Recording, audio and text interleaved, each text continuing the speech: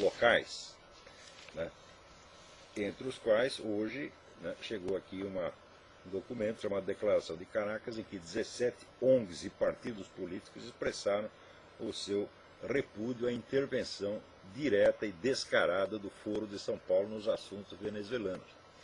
Não é preciso dizer que o seu próprio senhor Lula, em 2 discursos que foram reproduzidos no site oficial da própria Presidência da República, até se gabou desta intervenção. Não é isso? A propósito disso, eu acabei de enviar para o Diário do Comércio um artigo que eu vou ler aqui para vocês, antes de tudo mais. Daqui a pouco vamos entrar tem outros assuntos também igualmente urgentes do Brasil. Em recente debate na Globo News, mediado por William Wack, o ex-chanceler Luiz Felipe Lampreia reconheceu que a política externa brasileira, desde o primeiro mandato de Lula, nada tem a ver nem com os interesses do Estado e da nação, nem com o tradicional compromisso democrático, expressão dele, que se abstinha de interferir nos assuntos internos de outras nações. É, ao contrário, uma política de intervenção, ao mesmo tempo ativa e seletiva, inteiramente determinada por interesses partidários e voltada à criação de um bloco ideológico de esquerda.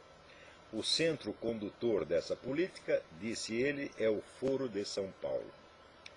Os outros 2 debatedores, o professor da UNB, Eduardo Viola, e Alberto Pfeiffer, do Conselho Empresarial da América Latina, sem tocar no nome da entidade tabu, que já seria exigir demais, concordaram essencialmente com o diagnóstico. Parece, portanto, que ao menos uma parte da elite pensante do nosso país conseguiu absorver finalmente aquilo que um pouco de inteligência e honestidade deveria tê-la feito admitir 10, 12 ou 15 anos atrás, em tempo de impedir que o processo tomasse o rumo que tomou. Esse rumo define-se em poucas palavras. O Estado brasileiro cessou de existir como entidade autônoma, tornou-se um órgão do PT, que por sua vez é um órgão do Foro de São Paulo, comando geral da Revolução Comunista no continente. Ponto final. Ao definir a senhora Dilma Rousseff como, aspas, uma grande patriota da pátria grande, fecha aspas, isto é, da América Latina governada pelo Foro de São Paulo, o generalíssimo Hugo Chávez Frias disse tudo. Esse estado de coisas, que em 2004 já se podia enxergar com os olhos da cara, vê o meu artigo assunto encerrado no meu site, não é mais reversível nem por via eleitoral, nem por golpe militar ou parlamentar, nem por nenhum recurso legal ou ilegal conhecido. Declarações na Globo News não lhe fazem nem cócegas, mal passam de gemidos de impotência inaudíveis em Brasília, Caracas ou Havana. O Brasil continuará, pois, na marcha em direção ao controle total da sociedade pelos governantes iluminados. Estes só encontrarão pelo caminho 3 obstáculos que, no fim das contas, não obstaculizam nada. Primeiro, a inviabilidade intrínseca da estatização completa da economia. Não há um só líder comunista no mundo que não esteja consciente desse pequeno problema, ao qual, no entanto, já se adaptaram alegremente ao aceitar a partilha do poder entre a elite revolucionária e meia dúzia de grandes grupos econômicos, a fórmula perfeita da economia fascista. A mente revolucionária, como vocês sabem, percebe tudo às avessas. Não raro, para conhecer a verdade, basta ler os teóricos do comunismo e inverter o que eles dizem. Quando, nos anos 30, os luminares da interpretação marxista da história teorizaram que a economia fascista era a salvação in extremis do capitalismo, isso queria dizer, objetivamente, que ela seria, como acabou sendo, a salvação do socialismo, a China que o diga. Segundo, a resistência passiva, ou melhor dito, a preguiça da sociedade em adaptar-se a mudanças culturais forçadas, contra as quais, em compensação, não moverá uma palha.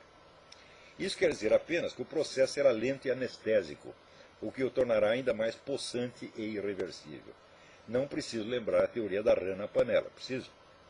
Não faltarão os clássicos buscadores compulsivos de pretextos consoladores, que tomarão cada nova simulação oficial de normalidade como prova de que tudo vai melhorar no dia seguinte, e assim ajudarão o processo revolucionário a encobrir-se daquela camada de invisibilidade que é, como já ensinava Gramsci, a fórmula mesma do poder invencível. Terceiro, dissensões internas no bloco revolucionário, que serão apaziguadas mediante concessões ora aos radicais, ora aos moderados, alternando a velocidade sem mudar a direção do processo. Sempre existe a possibilidade de que alguns cansados de guerra vejam a luz, mas eles são tão lentos, graduais e tímidos em mudar de ideia que previsivelmente estarão caquéticos antes de poder organizar-se em movimento sério de oposição. As únicas possibilidades de mudança de rumo são, pois, primeiro, uma intervenção divina. É sempre possível, mas a Igreja Católica praticamente inteira está empenhada em que semelhante desastre não sobrevenha aos queridos filhinhos que ela ajudou a colocar no poder. Das igrejas protestantes, umas descobriram a via petista para a salvação e estão felicíssimas, outras esperneiam e vão contra perigos que não entendem. Já veremos alguma coisa a esse respeito. Segundo, um giro de 180 graus na política externa de Washington, hoje devotada a promover a ascensão da esquerda anti-americana em toda parte. Não sei dizer se isso também é um caso para a providência divina, ou se a iniciativa humana do Tea Party, dos birthers, ainda conta para alguma coisa. Terceiro, um renascimento cultural que restaure as capacidades normais de percepção nas elites falantes e, num prazo de 1 ou 2 gerações, torne possível a formação de um movimento popular de resistência, como se viu na própria União Soviética a partir dos anos 60. Isso requer, antes de tudo, uma grande literatura capaz de impor-se ante a plateia internacional antes de conquistar um lugar ao sol no país de origem. Quando o Brasil tiver os equivalentes de Alexander Solzhenitsyn, Osip Mandelstam, Vassili Grossman, Vladimir Bukovsky, Alexander Zinoviev e similares, talvez seja possível começar a sonhar com um futuro menos deprimente. Fora disso, tudo o que resta é a rã fazer votos de que a água da panela demore um pouco mais para esquentar, que é exatamente o que todo mundo está fazendo. Então, falando aqui nas igrejas